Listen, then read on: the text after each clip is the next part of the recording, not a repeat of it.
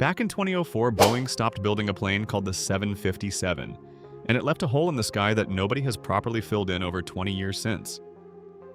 The 757 could do something unusual. It carried about 200 people, but it could fly much farther than a normal single-aisle plane. That let airlines run routes that didn't have quite enough passengers to justify a big, wide-body jet, but were too long for an ordinary narrow-body. Airlines used it to cross the country and even sneak across the Atlantic. When Boeing killed it, they never built a real replacement. And that empty space is the whole reason we're even talking about the Boeing 797 today. Airbus saw that empty space and pounced. But instead of designing a brand new plane, they just kept stretching one they already had, the A321. First, they gave it new, thriftier engines and called it the Neo. Then they added more fuel for extra range, the LR. Then even more fuel, the XLR. Little by little, they built a single-aisle plane that could fly nearly 4,700 nautical miles, carrying up to around 240 people, all while burning way less fuel than the old 757. For a lot of airlines, that was plenty. One after another, big names like United, Delta, American, and Iceland Air started swapping their aging 757s for the A321 Neo. For years, it looked like Airbus had simply won, and the story was over. But it wasn't. Because the harder airlines pushed this plane, the more its hidden weaknesses started to show. Start with the passengers. On paper, the long-range versions of this plane can fly 7, 8, even 9 hours.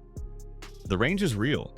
The problem is, passengers don't experience range, they experience the cabin. And this is still a single-aisle plane. One narrow aisle, a skinnier body, fewer bathrooms, small galleys, not much room to stand up and stretch. On a quick 1-hour hop, none of that matters. But on an overnight flight across an ocean, it matters a lot.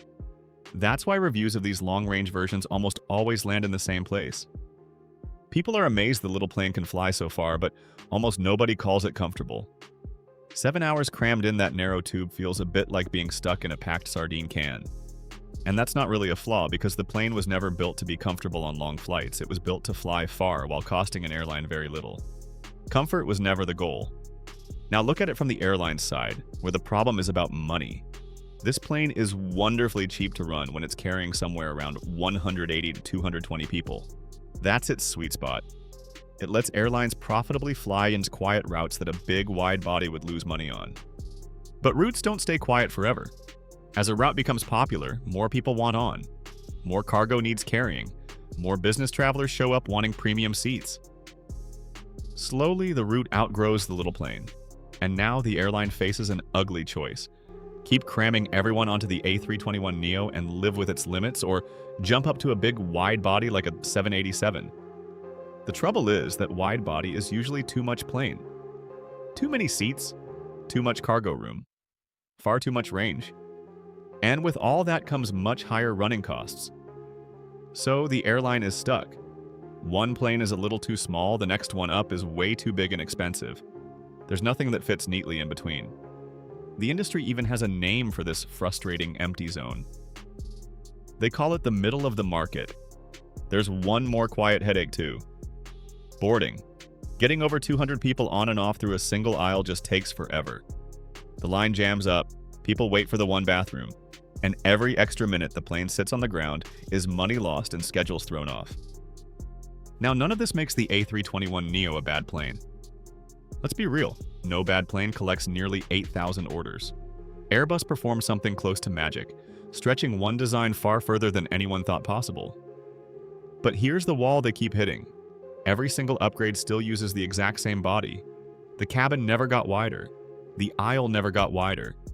You can add fuel and power all you want, but you can't cheat the shape of the tube. Eventually, physics says no. And that wall is exactly why the dream of the Boeing 797 has never fully died.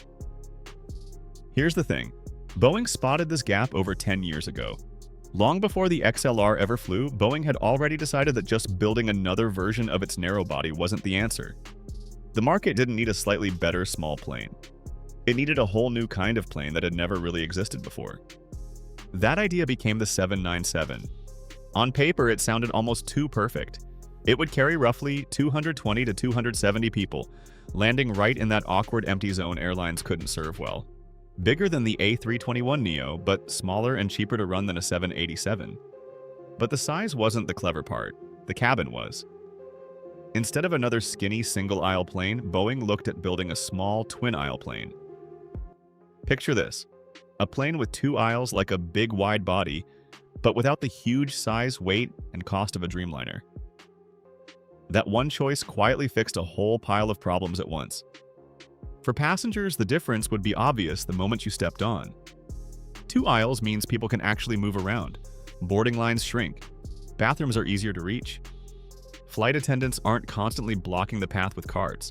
On a 7 or 8 hour flight, that turns a cramped ordeal into something that feels much closer to a real wide body. It wouldn't feel like a small plane flying too far. It would feel like a proper airliner. Airlines would win big, too. With two aisles, everyone loads and unloads much faster, so the plane spends less time stuck at the gate and more time in the air earning money.